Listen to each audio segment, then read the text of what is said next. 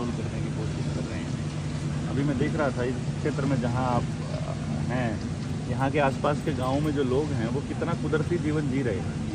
और यहाँ से आप दूर दराज हमारे इधर करनाल, दिल्ली के आसपास के एरिया में चले जाएंगे 200-300 किलोमीटर तक, वहाँ इस तरह से उन्होंने पूरी ज़मीन को पक्का कर दिया, तो पानी नीचे नहीं जा पा रहा है, जिसकी वजह से 1000 फुट पे हमारे गांव का पानी आ गया है।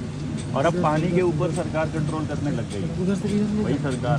तो मैं समझता हूँ कि मतलब जो मुद्दे हैं इनके कंट्रोल करने के, अगर उन्हीं मुद्दों पे भी हम लोग जागरूक कर पाएँ और उन्हीं मुद्दों पे भी लोगों को संगठित कर पाएँ, तो बाद में तो सारे मुद्दों पर, जिस भी मुद्दे पे हम चाहते हैं उसी मुद्दे पर समझाया जा सकता है।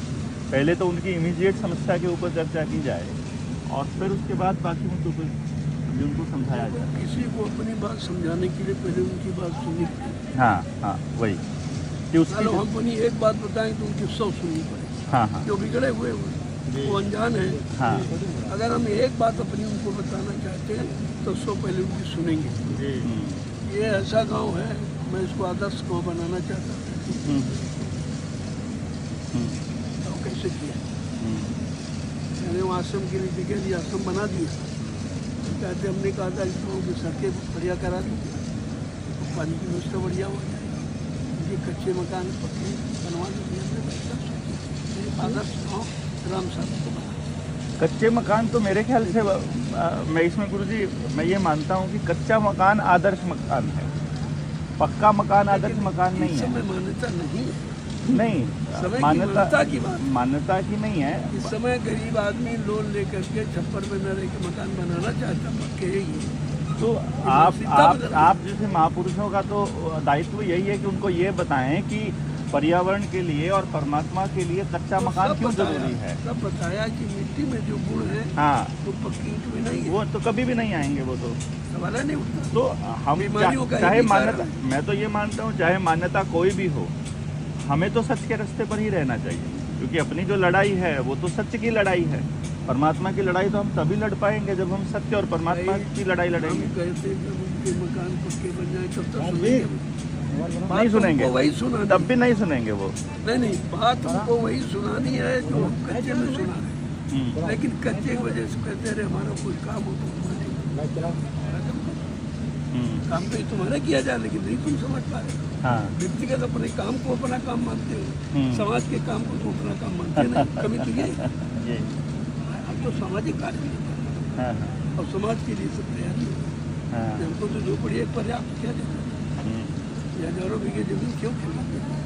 क्योंकि अब संख्या बढ़ रही है, लोग आ रहे बैठेंगे कहाँ बैठा लूँगा, कहाँ बैठे कहाँ संदेश सुनाऊँगा, ये तो उसके लिए देखनी चाहिए। अब इनको यही सब एक और चीज़ है इसमें गुरु जी कि हमारे पास एक परमात्मा की दया से एक कला है मेरे पास। मैंने इसके ऊपर अभी तो काम करते हुए लगभग 22 साल हो गए और पिछले 10-12 साल से मैं इस पर प्रोफेशनली करता हूँ। जैसे एक बच्चे का मतलब उसमें हमारा मैं बिजनेसमैन भी हूँ, लेकिन मैंने एक नियम बनाया था कि बिज़नेस वहाँ करेंगे हम जहाँ से पैसा खूब लोगों के पास है। तो अमेरिका से, इंग्लैंड से, कनाडा से, दूसरे देशों से और बड़े मल्टी जो मेट्रो सिटी है वहाँ से हमारे पास लोग आते हैं, पेरेंट्स आते हैं। तो मैं 3 साल की उम्र के बच्चे से लेकर किसी भी बच्चे के बारे में ये बता सकता हूँ।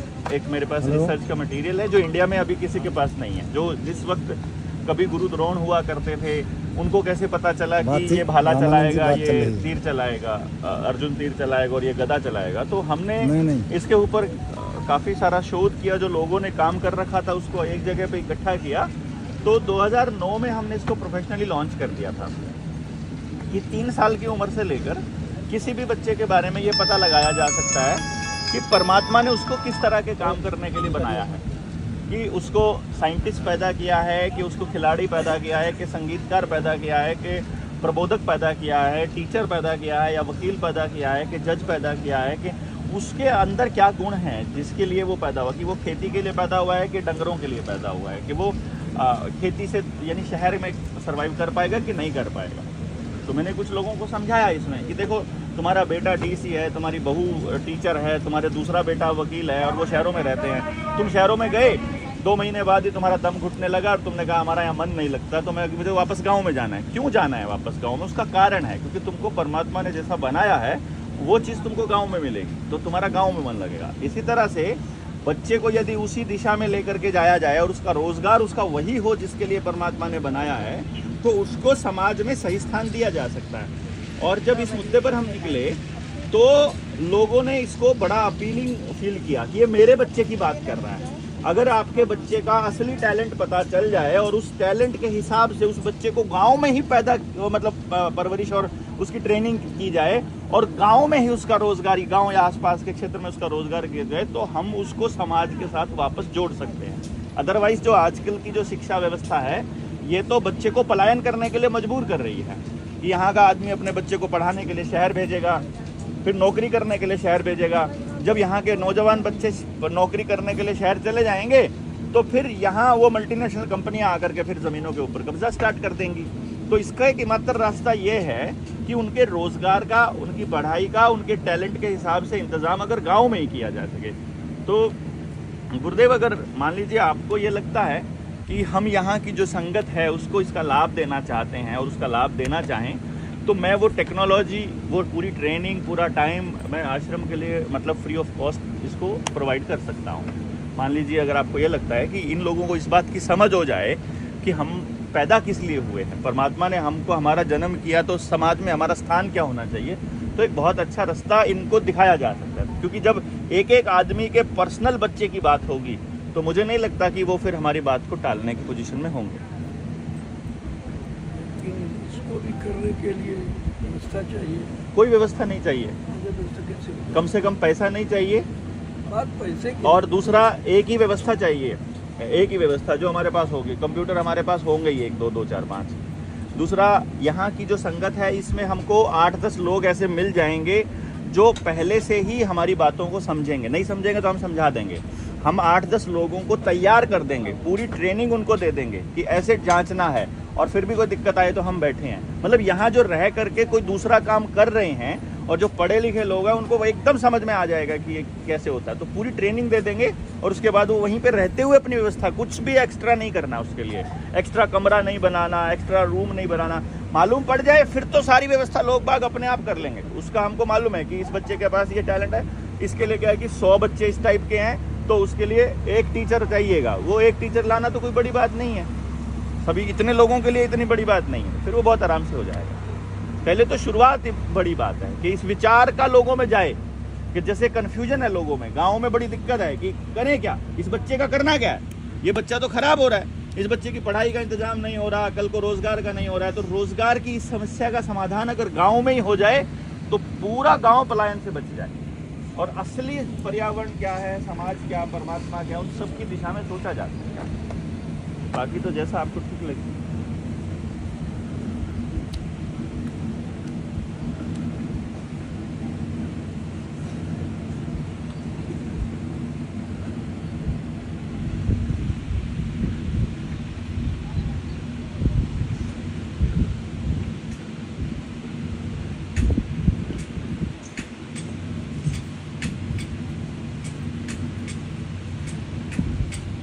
हमारे पास यहाँ पर होंगे ही ऐसे विद्वान लोग तो होंगे ही, ऐसा तो नहीं हो सकता कि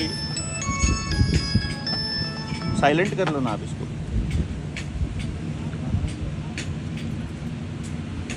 तो उनके साथ अगर मान लीजिए कुछ लोगों की मीटिंग होती है, बैठते हैं, चर्चा करते हैं, तो मालूम पड़ जाएगा।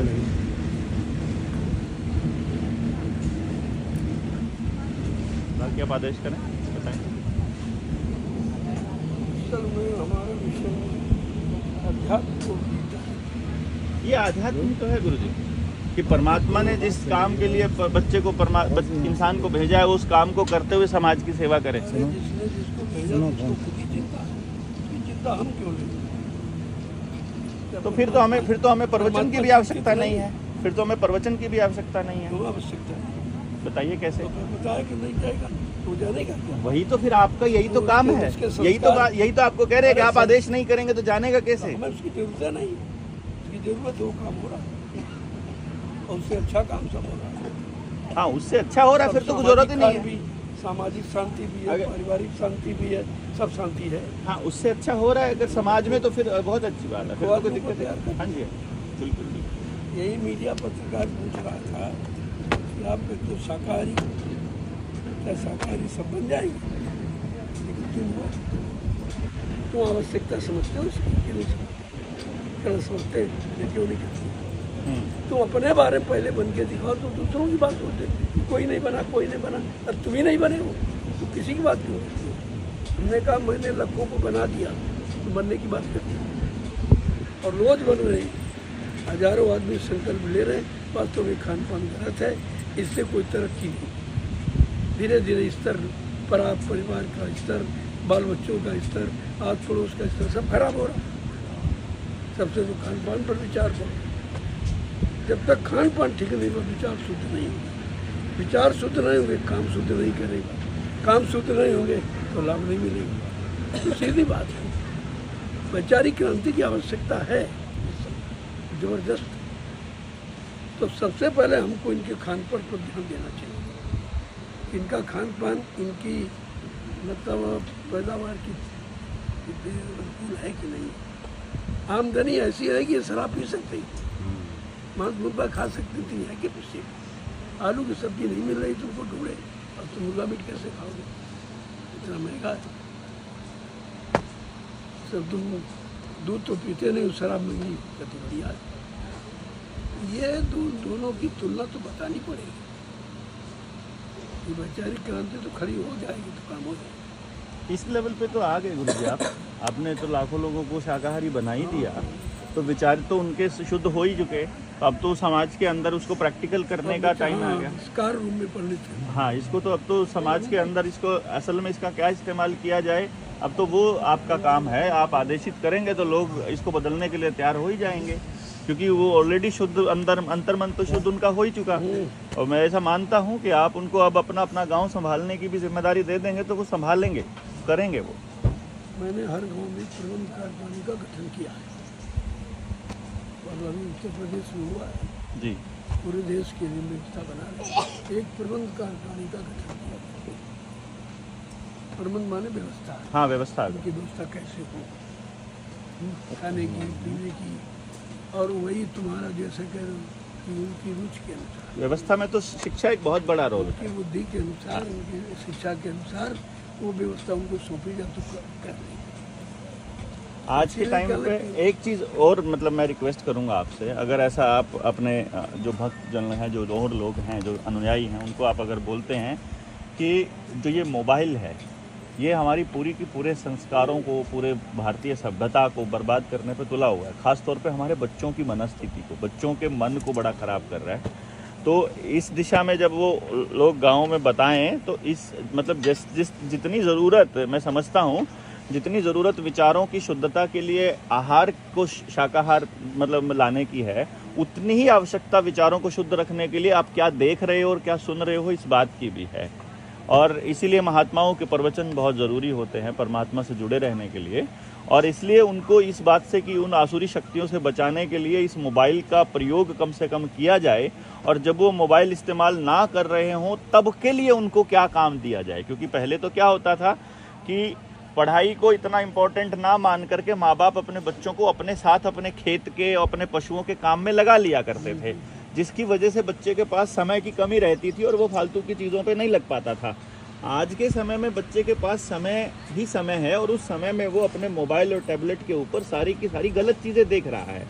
तो मैं समझता हूँ कि यदि उस बच्चे को पूरा दिन करने के लिए कुछ काम दे दिया जाए, और वो काम उसकी रुचि और योग्यता के अनुसार हो, और जिसके लिए पूरे गांव के अंदर जो आप प्रबंधक कमेटी बना रहे हैं, उस कमेटी के अंदर कुछ लोग इस बात के जानकार हों कि जैसे ही वो बच्चा आए वो उसको देख करके उसका टेस्टिंग करके बता दें कि देखो इस बच्चे के अंदर बहुत अच्छे प्लेयर बनने के गुण हैं, इसको खिलाड़ी बनाने की दिशा में काम करो, इस बच्चे को इस दिशा में काम करो। अब वो माँ बाप कहेंगे कि जी इतना तो सुविधा हमारे पास नहीं है, आप अकेले इतनी सुविधा नहीं दे सकते हो, लेकिन गांव के 100 खिलाड़ियों के बच्चे के माँ बाप मिलकर के एक खिलाड़ी कोच को ला सकते हैं गांव के अंदर, और वो बच्चों को शाम शाम को जो 5-6 बजे के बाद में जो सारा का सारा कचरा देखते हैं मोबाइल पर, उस टाइम पे जो खिलाड़ी खेलने वाला बच्चा है वो खेल सीख रहा हो, संगीत वाला संगीत सीख रहा हो, नृत्य वाला नृत्य सीख रहा हो, विज्ञान वाला विज्ञान के आविष्कार करना सीख रहा हो, और बाकी चीज़ों वाला बाकी चीज़ें, बच्चा जिस दिशा का वो अगर वही कर रहा हो तो उस मोबाइल से भी पीछा छुड़ाया जा सकता है और वो विचारों को शुद्ध किया जा सकता है।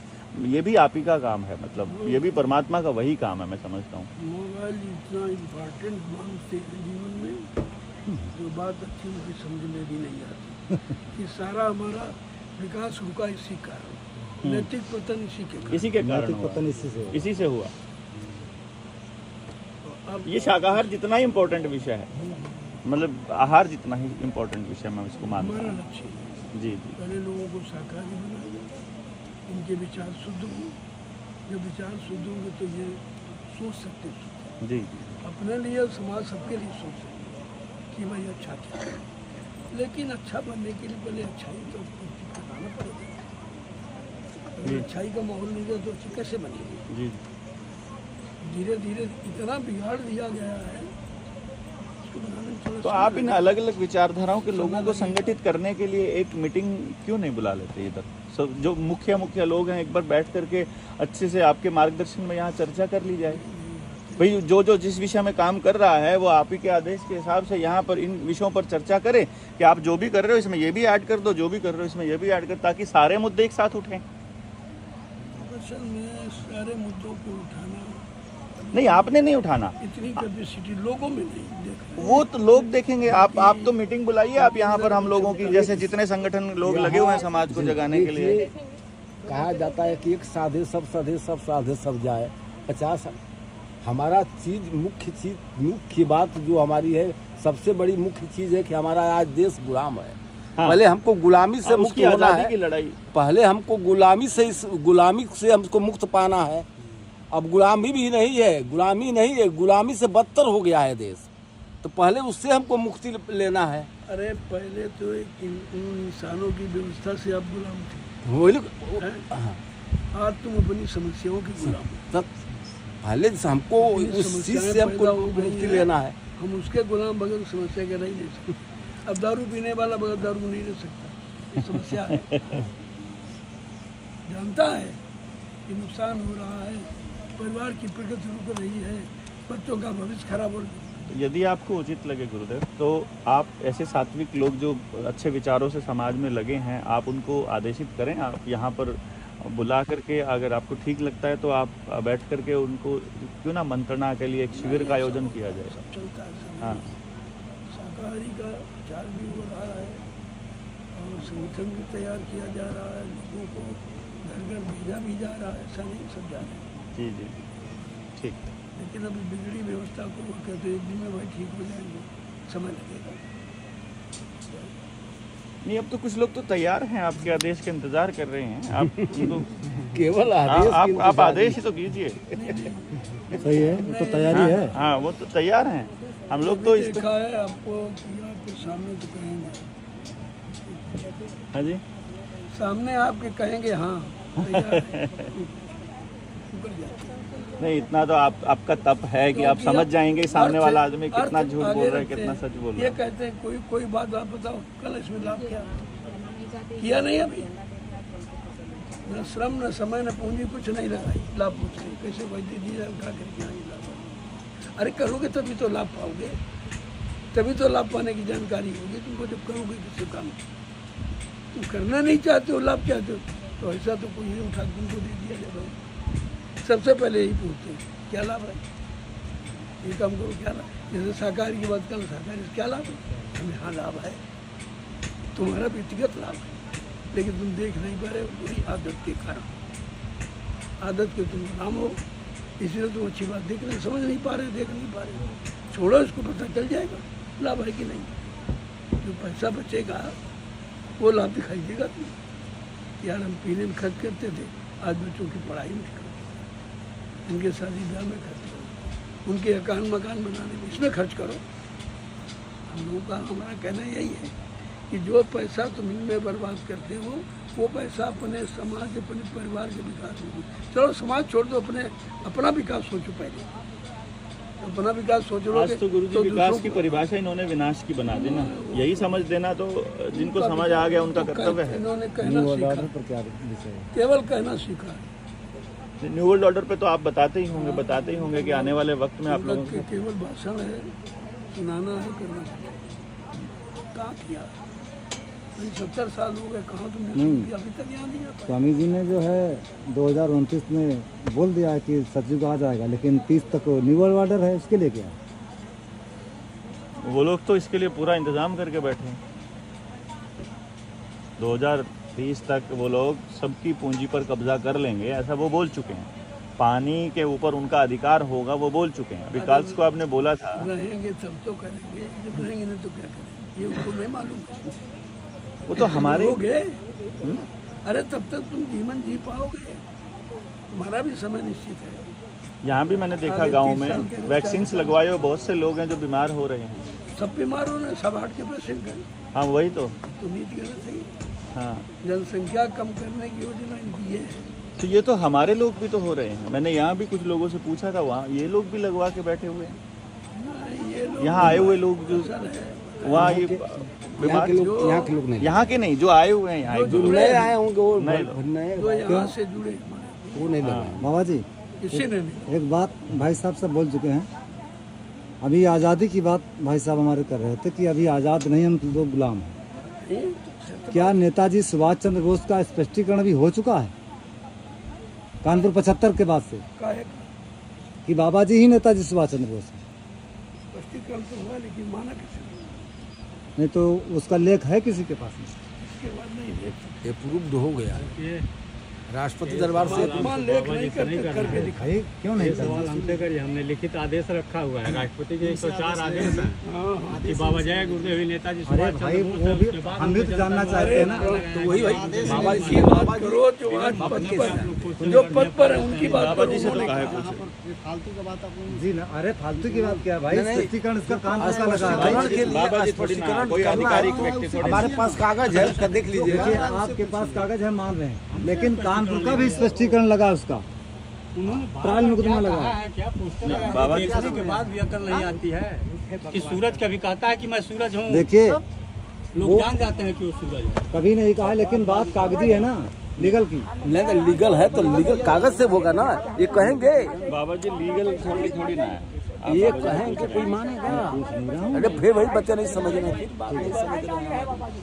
आप बाबा जी ने इसका कहिए तो हम जाएंगे। देखो एग्रीमेंट का एक समय होता है कि 2-2 साल को एग्रीमेंट करेंगे, बयाना कोई 2-2 4-4 साल करेंगे।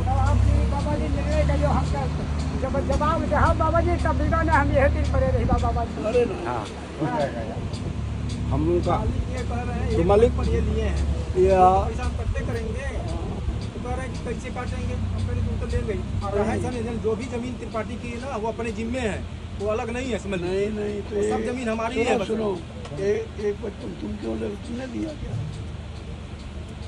हमने दिया नहीं, उसकी बात नहीं, अपनी बात करो। उनको इनका खेत है ना, अपना काम करो। जब वो टुकड़ा ले लिया जाए कहाँ जाएंगे पीछे वाले?